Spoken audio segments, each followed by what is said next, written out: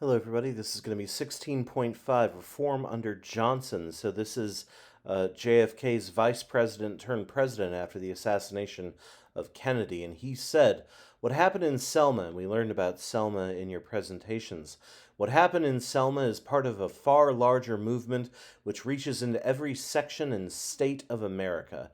It is the effort of American Negroes to secure for themselves the full blessings of American life. Their cause must be our cause too, because it's not just Negroes, but really it's all of us who must overcome the crippling legacy of bigotry and injustice, and we shall overcome." This is a very important moment for the civil rights movement. Lyndon Johnson just quoted an old African American spiritual hymn in a quote before the nation calling for greater voting rights protection for African Americans. Huge moment. Our objectives: we're going to evaluate Johnson's policies up to his victory in 64, analyze his goals as seen in the Great Society, assess the achievements of the Great Society, and analyze the effects of the U.S. Supreme Court decisions. So, let's look at Johnson and his path to the presidency. After Kennedy was shot and killed, his vice president, Lyndon Johnson, became president. Johnson had been a long time member of Congress and the Senate. He had been around since the 30s. He was a New Dealer, he was majority leader in the Senate. The fact that he was a New Dealer kind of painted a lot of his goals in the 1960s as well. And he was the one who came up with the 1957 Civil Rights Act. So he had a pretty big hand in a lot of stuff. And here he is taking the oath of office on Air Force One, heading back to Washington, D.C. And here he is, Lyndon Johnson, our 36th President of the United States, 1963 to 69. He is from Texas. He was the former senator, former congressman, and former vice president of the United States. Interesting thing about him is he was rather well known for having meetings while on the toilet and for being a rather large and imposing man. And he tended to not really care much about personal space. So, for instance, here's an example of a guy getting what's called the Johnson treatment, where he would just literally tower over people when he was talking to them. Johnson said that he was going to continue the work of Kennedy, and yeah, he did a lot. He passed a lot of the things that Kennedy was having trouble getting through Congress. Johnson just pushed him through. He knew how to work Congress because he was an old hand and being the senator and a congressman. So he passed the Civil Rights Act of 64, which we talked about in your presentations. He also declared a war on poverty, including the Economic Opportunity Act, which had the job of teaching young people job and workplace skills. In 1964, Johnson beat Barry Goldwater to become the President of the United States in his own election. Now, Johnson and Goldwater were friendly, although they were opposed ideologically. Goldwater was a modern conservative in a lot of ways. He wanted to shrink the size of the federal government. He wanted to make racism and poverty and other social welfare issues state issues. He was not a fan of social welfare in general. And many sort of consider him to be the founder of the modern conservative movement.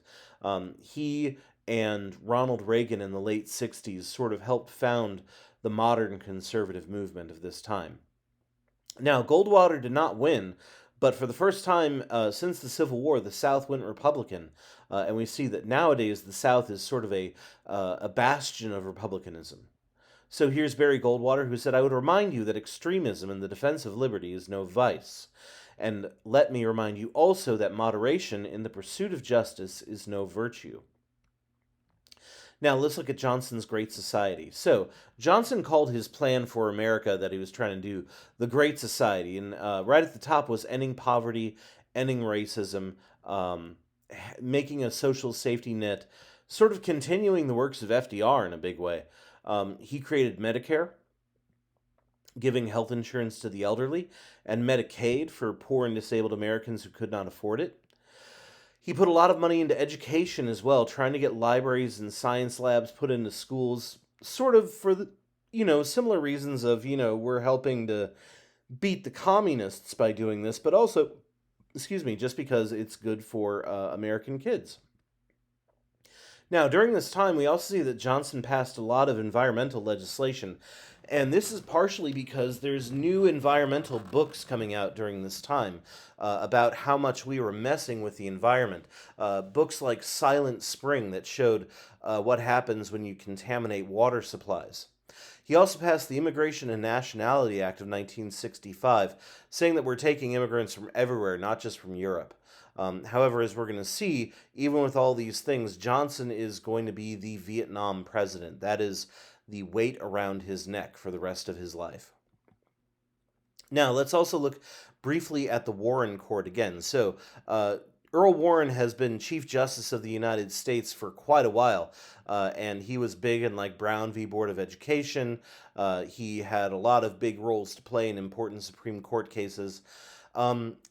And we will see that he did a lot more. This Warren Court was one of the most progressive in the history of the American judicial system. They practiced a lot of what's called a judicial interpretation, which is trying to expand the reasoning of the Constitution beyond just what the founding fathers thought of it, because in their minds, the founding fathers couldn't understand all of the modern sort of issues that America had to deal with. And so we had to kind of move beyond it, at least according to the Warren Court. Now, one of the things that he passed along with Brown v. Board of Education that is very famous is Tinker v. Des Moines School District, which protected symbolic freedom of speech. So things like wearing anti-Vietnam armbands in public schools were considered protected by freedom of speech, even though you're not saying anything. And here are the two Tinker kids, and they're wearing their armbands. Here, let me actually show you real quick. There are their armbands right there. There we go. So yeah, these two kids are wearing their peace armbands. This got them nearly expelled from their public school, but they took it all the way up to the Supreme Court. Now, the court also famously ensured that every person arrested had the right to a lawyer. This is thanks to Miranda v. Arizona, where a guy was arrested and charged with a crime, but since he did not have a lawyer present and did not know that it was his right, eventually the case was overturned. So this is why, nowadays, if you watch cop shows, they always say you have the right to remain silent. Anything you say can and will be used against you, so on and so forth. Now, they also ruled that public schools could not force students to recite prayer or to force them to have Bible meetings, although public schools still do have public school sort of biblical rooms and groups and extracurriculars almost. They are still a very controversial and divided group 60 years later. They are still seen as sort of divisive by many people. And here's the Warren Court.